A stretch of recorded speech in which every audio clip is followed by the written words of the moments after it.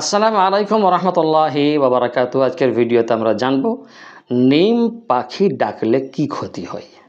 নিম পাখিকে সাধারণত সমাজে বলে লক্ষ্মী পেঁচা। লক্ষ্মী পেঁচা বা নিম পাখি যদি ডাকে তাহলে আপনার ঘরে কি কোনো বরকত আসবে? আপনার ঘরে কি কোনো অলক্ষণ কিছু ঘটবে? আপনার ঘরের কি কোনো ক্ষতি হবে? আপনার বাড়ির সদস্যদের কি কোনো ক্ষতি হবে? নিম পাখি ডাকলে, লক্ষ্মী পেঁচা ডাকলে কি কারো মৌত হয়, কারো মৃত্যু হয়ে যায়? আজকের ভিডিওতে সম্পূর্ণটা সংক্ষিপ্ত আকারে থাকবে ইনশাআল্লাহ। তার আগে বলবো, যদি আপনি চ্যানেলে নতুন হয়ে থাকেন তাহলে চ্যানেলটিকে সাবস্ক্রাইব করে আমাদের সাথে পাশে থাকবেন এবং ইসলামিক কন্টেন্টের উপরে ভিডিও আমরা বানাই, সেই ভিডিও পাওয়ার জন্য অপেক্ষায় থাকবেন। আর ভিডিও যদি ভালো লাগে তাহলে কমেন্ট, শেয়ার, লাইক করে দিয়ে যাবেন। ইনশাআল্লাহ আপনাদের জন্য বিশেষ দোয়া করব। আল্লাহ তাআলা আপনাদের জন্য ভালো রাখেন। তো চলুন, আজকের ভিডিওতে আমরা যেহেতু বিষয় নিয়ে এসেছি নিম পাখি ডাকলে কি হয়, লক্ষ্মী পেঁচা ডাকলে কি হয়। দেখুন, লক্ষ্মী পেঁচা বা নিম পাখি এটি একটি উপকারী পাখি। কি পাখি? এটি একটি উপকারী পাখি। জি, লক্ষ্মী পেঁচা এটা ইঁদুর খায়। কি খায়? লক্ষ্মী পেঁচা, নিম পাখি এরা ইঁদুর খায়।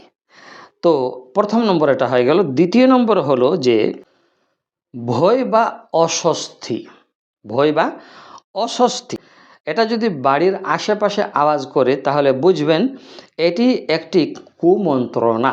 তাই কুমন্ত্রণা থেকে বাঁচতে হবে। তাই আমরা আল্লাহর কাছে দোয়া করব যাতে করে আল্লাহ তাআলা আমাদেরকে কুমন্ত্রণা থেকে বাঁচিয়ে নেয়।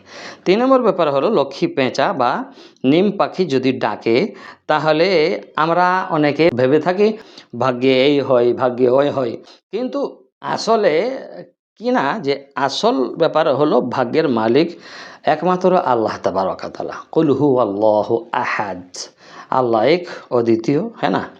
তো আল্লাহ তাবারক ওয়া তাআলা একমাত্র ভাগ্যের যেহেতু মালিক, সেজন্য একজন মুমিনের বিশ্বাস এটাই হতে হবে যে এগুলো কোনো কিছু না, মালিক শুধু আল্লাহ। ভাগ্য পরিবর্তন কেউ করতে পারে না, ভাগ্যে কি আছে কি নেই এটা কেউ নির্ধারিত করতে পারে না, সওয়ায়ে আল্লাহ, আল্লাহ ব্যতীত কেউ কিছু করতে পারে না। 4 নম্বরে হলো এটা কি, এটা স্বাভাবিক একটি প্রাকৃতিক প্রক্রিয়া। এই পাখি রাতের বেলা কিন্তু জেগে থাকে, তাই তারা এইভাবে আওয়াজ করে, হ্যাঁ না?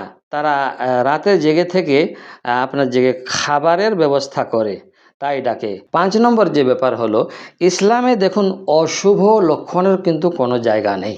রাসূলুল্লাহ সাল্লাল্লাহু আলাইহি ওয়াসাল্লাম বলেছেন বুখারী শরীফের হাদিসে ৭৭০৭।